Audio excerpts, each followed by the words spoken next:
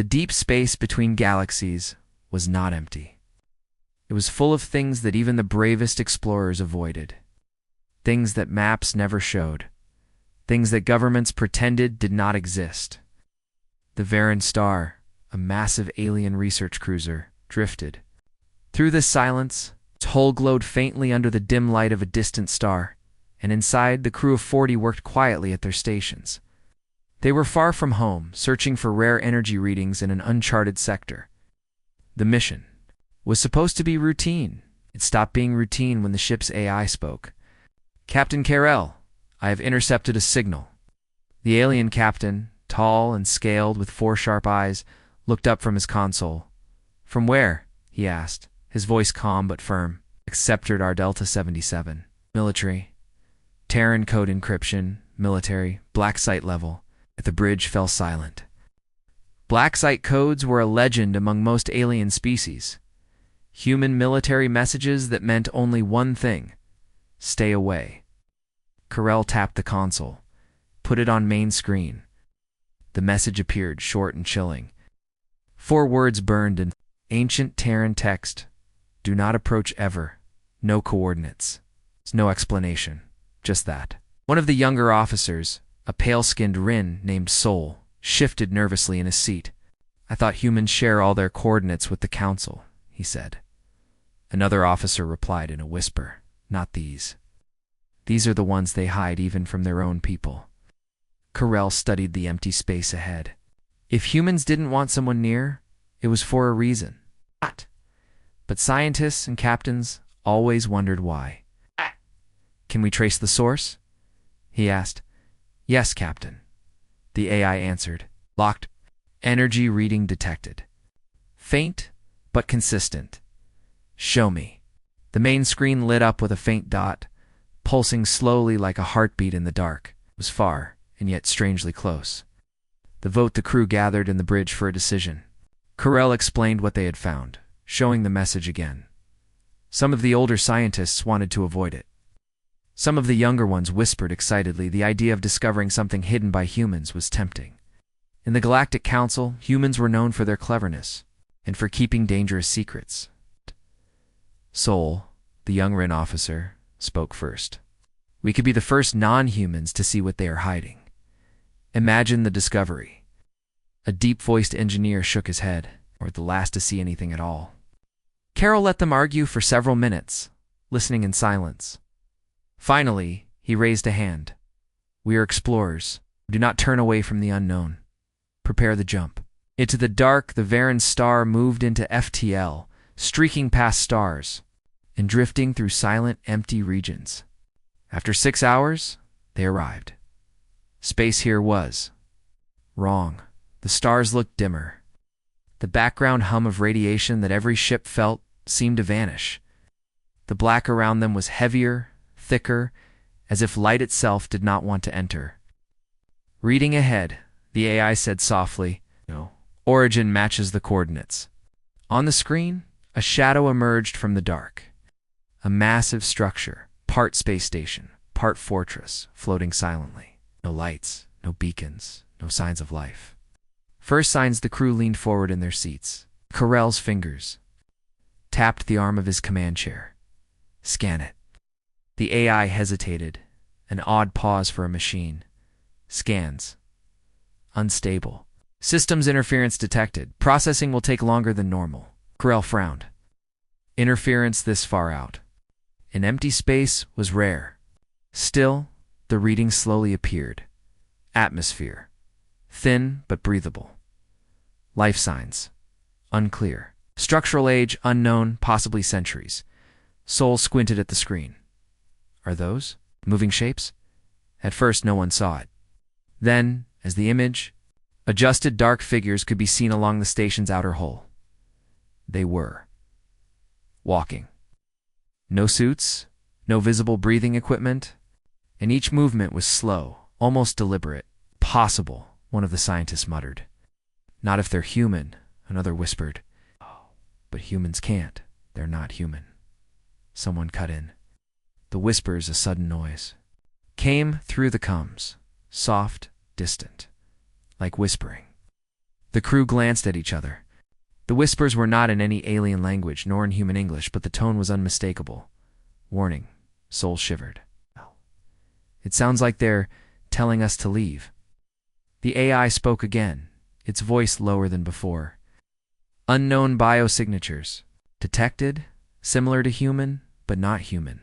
Recommend immediate retreat. Carell ignored the suggestion. Bring us closer. Minimum speed.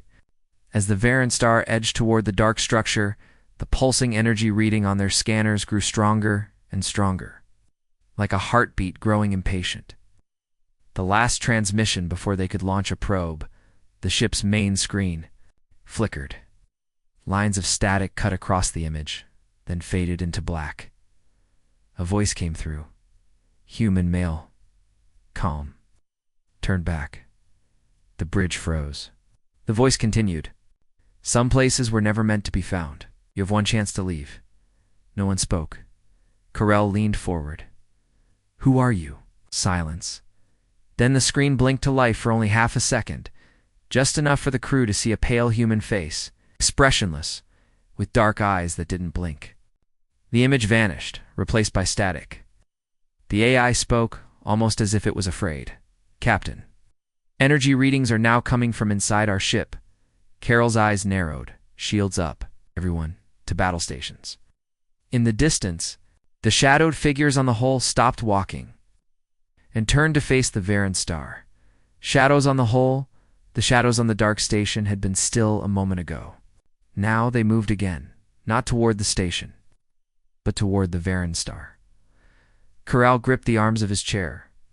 They're in space, he said quietly, but they don't need suits. Had seen many strange life forms in his career. Gas beings, crystal creatures, even liquid-based hunters, but nothing walked like this. Nothing human-shaped survived raw vacuum for more than seconds. Yet these figures moved as if they were strolling across a meadow. The contact soul checked the sensors. They're fast. Too fast. The speed readings climbed. 10 meters per second, 20, 30. They weren't drifting. They were pushing off the station walls with inhuman force. The AI's voice broke in. Impact in 37 seconds. Shall I engage defense turrets? Carell ordered. The ship's external cannons came alive with a deep metallic hum, aiming at the approaching shapes. The first volley fired, silent beams of blue energy cutting across the void. The shots missed, or rather, the figures moved around them. No hesitation, no wasted motion. As if they had known where the beams would land before the cannons fired. The first touch, a metallic thud, echoed through the Varen star. Then another, and another. The figures had reached the hull. The crew stared at the external cameras. One of the shapes pressed its pale hand flat against the outer plating. Where its skin touched, frost spread outward from the inside. The temperature readings began to drop. Carell slammed a control. Seal all decks. Lockdown mode. An old warning that comes crackled again. The same calm human voice from before it returned. You should have left, Carell growled. Identify yourself. No answer, only a soft sound, like a long breath over the mic. Soul muttered, Captain, I think I know what this is. Everyone turned toward him. When I was training at the academy, there were rumors about Terran dark sites. Places where humans built things they couldn't control, or things they could, but shouldn't. They said the sites were sealed forever, and anyone who found them didn't come back. Carell narrowed his eyes. You think this is one of them? Saul's voice was barely a whisper. I think this is worse. Breach. A shrill alarm rang through the ship. Warning. Hull penetration on deck 3, the AI announced. Security feeds switched to interior cameras just in time to catch a pale, hairless figure crawling inside through a twisted metal opening. Its movements were jerky but fast, bending its limbs in ways no human could. Its eyes reflected light like those of a deep-sea predator. It turned toward the nearest crew. Member on screen? The video cut out. The impossible escape. Carell barked orders. Force fields to deck 3, vent atmosphere. The AI responded instantly, cycling the airlocks. But when the cameras came back online, the corridor was empty. no bodies. No intruder. Only a smear of frost on the wall where the thing had been. "They're inside the ship," Sol said. "But they didn't use airlocks. They moved." Carell looked at him sharply. "Moved." Sol nodded slowly. "Like they stepped through the metal instead of around it." Nice. The bridge fell silent. The heartbeat, the energy reading they had been tracking, was still there, only now it was pulsing faster. On the display, it no longer came from the station. Outside, it came from deep within the Varan star. Somewhere near the engine core. "Captain," the AI said, "this energy signature matches no known reactor, weapon, or life form. Probability of containment breach in." A pause. 7 minutes. Carell stood. "We're going down there. It's the core armed." With plasma rifles, Carell, Sol, and a squad of 6 security officers entered the maintenance tunnels leading to the core. Lights flickered as they moved. The air grew colder with each step, their breath turning into mist. A soft scraping sound echoed through the metal walls. Darkness swallowed the maintenance tunnels. Only the sound of slow, deliberate breathing filled the air. And none of it came from the crew. Carell's night visor flicked on, bathing the corridor in green outlines. He scanned left, right. Nothing. The creature that had been standing there seconds ago had simply vanished. "Stay close," Carell whispered. The squad formed a tight circle, rifles aimed outward. Then came the tapping. Not footsteps, not claws. Just a faint tap tapped along the walls, moving quickly around them, faster than anything could run. In such narrow tunnels, the voice in the dark that comes hissed to life. It was that same calm human voice. "You don't understand what this place is. You never will. Leave now, or you'll join them." Carell growled into the mic. "Identify yourself." The voice chuckled, low and humorless. "You think I'm alive?" Then silence. The missing squad member, a security officer at the rear, glanced over his shoulder. "I think I saw he never finished." Something yanked him upward into the darkness. No scream, no sound, except the metallic thud as his rifle hit the floor. The green visor feed showed nothing above. Just black emptiness. "Keep moving," Carell barked. They moved faster now, weapons ready. The air grew even colder, their armor displays warning of frost buildup. The core chamber, finally, they reached the engine core, or what should have been the engine. Core.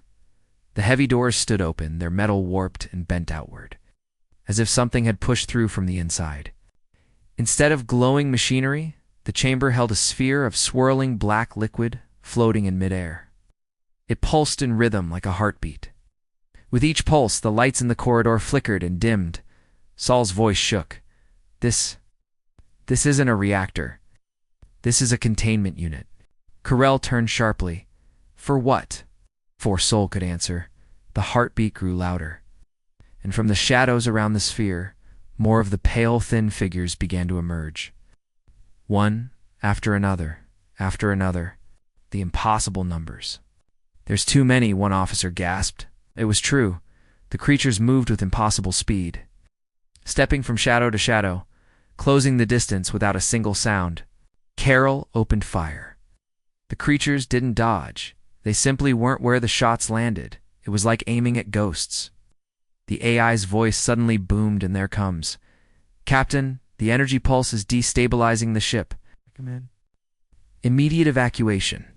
A dead end, they retreated down the tunnel, firing constantly. But the lights ahead went out one by one, each replaced by total darkness. When they reached the next junction, it was blocked.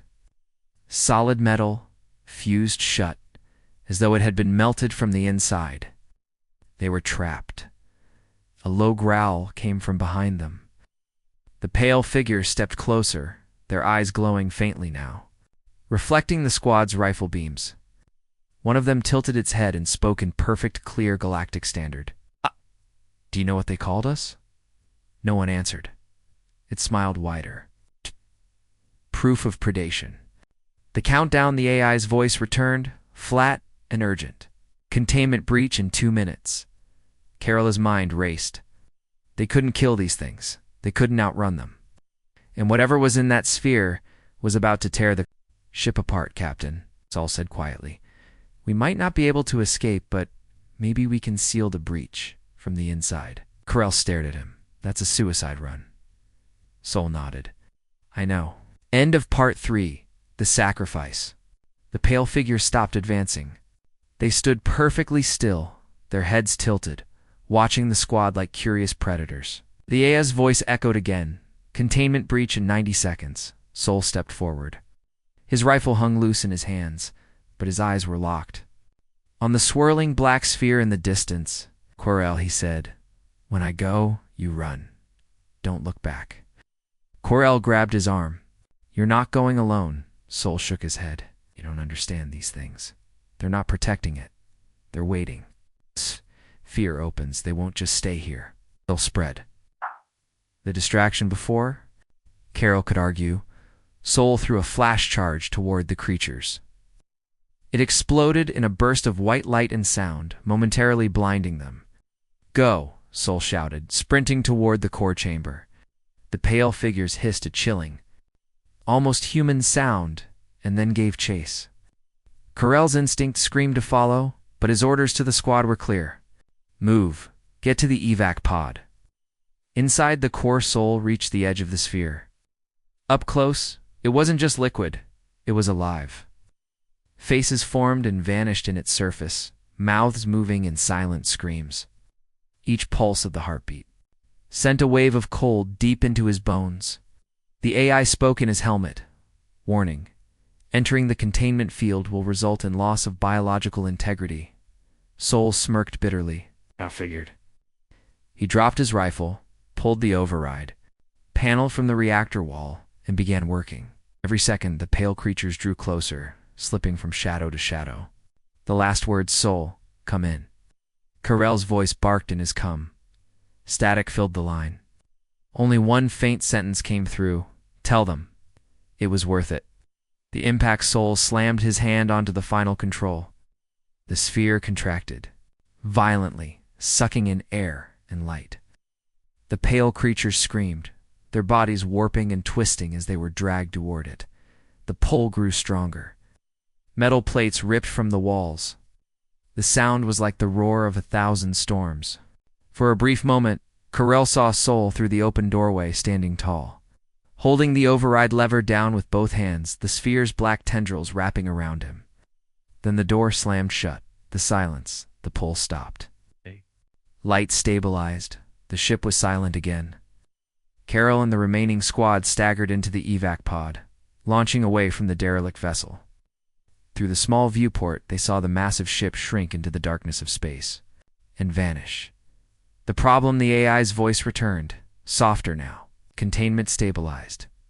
For now. Carol stared out the window. For now? What does that mean? The AI hesitated. It means there are other sites. And they are.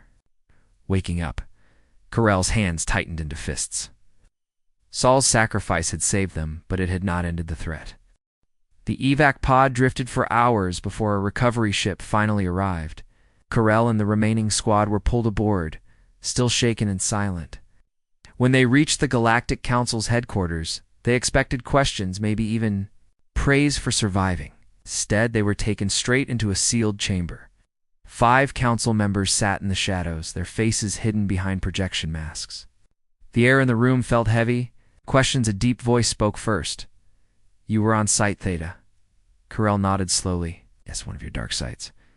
No one told us what it really was. Another voice cut in, sharper, impatient. You saw? The contents? Corell's mandibles clicked in anger. Yes, a black sphere. Alive. It killed one of my team, and Soul. His voice caught for a moment. Soul gave his life to contain it. Should be explaining it to me, not the other way around. The truth slips out. The council members exchanged glances.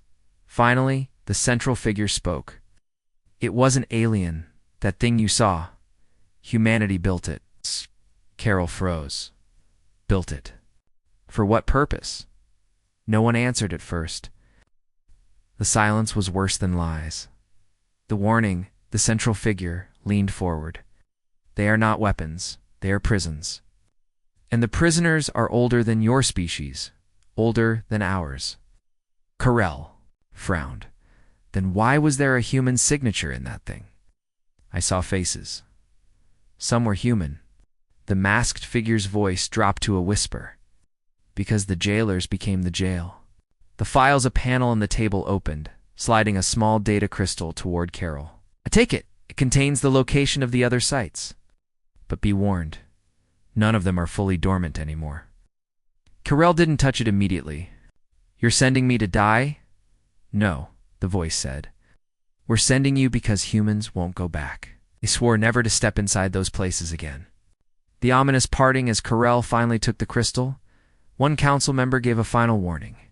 If you enter the next site, remember what happened to your human friend, because the thing inside will remember him too. Carell left. The chamber with the crystal in his claws, but the weight of it felt far heavier than its size. Somewhere, the next dark site waited, and it already knew they were coming. Dark sites of humanity, some places were never meant to be found. With third-person style, simple English, and a tense, high-suspense climax. The coordinates from the crystal led Carol and a new team deep into a dead system. Shattered star burned faintly at its center, casting a dull red glow over broken planets. Orbiting one of them was Site Omicron, a huge black station shaped like a ring, with no lights, no beacons. Yet as they approached, every sensor on Carell's ship flickered with strange static. The first signs, the docking clamps locked automatically, even though no signals were sent. The airlock slid open on its own. Carell's team exchanged nervous glances. No one spoke. They stepped into the dark corridor, their suit lights cutting through clouds of dust that floated like ash. Every wall was covered in strange carvings. Some were alien. Some were unmistakably human words. One phrase kept repeating in multiple languages, "Do not wake it." The voice halfway through the corridor, the cums crackled. It wasn't static. It was a voice. ... K. Single quotes. RELL. He froze. It was Saul's voice. Impossible. The team looked at him, confused. You heard that right? One of them asked. Carol swallowed hard. Yes, keep moving. The chamber they reached a massive central room. In the middle stood a glass cylinder filled with thick black liquid, swirling slowly like smoke. Underwater. Then the liquid shifted. It formed the shape of a human face. It smiled. Soul told me you'd come, it said. But you're late. The trap, the doors behind them slammed shut. Lights burst to life, harsh, white, and blinding. The liquid began to rise inside the cylinder, pressing against the glass as if testing it. Small cracks formed. Carell raised his weapon. What are you? He demanded. The thing laughed, a sound that didn't belong in any living throat. I am the reason humans built prisons like this. I am what they couldn't kill. The last stand, the glass shattered. The black liquid poured out, moving faster than anything alive. It surged toward the team like a wave. Fall back. Carol shouted, firing into the mass. Energy bolts did nothing. The liquid avoided them, twisting and darting like it was alive. No, thinking. One of the soldiers screamed as the blackness wrapped around them, pulling them under like quicksand. The escape Carell activated the emergency beacon. The floor panels beneath the liquid glowed, then erupted in a burst of searing light a failsafe humans had built into every dark site. The mass shrieked, retreating back toward the shattered cylinder. It didn't vanish, but it stopped chasing. As the team sprinted back to the airlock, the voice called after them, "Run while you can. The others will not be so patient." Closing beat back on the ship, Carell sat in silence. The crystal still had more coordinates, he realized. The truth, this wasn't about finding the dark sites. It was about making sure they stayed closed. And he was now part of a war that had started long before his species ever existed.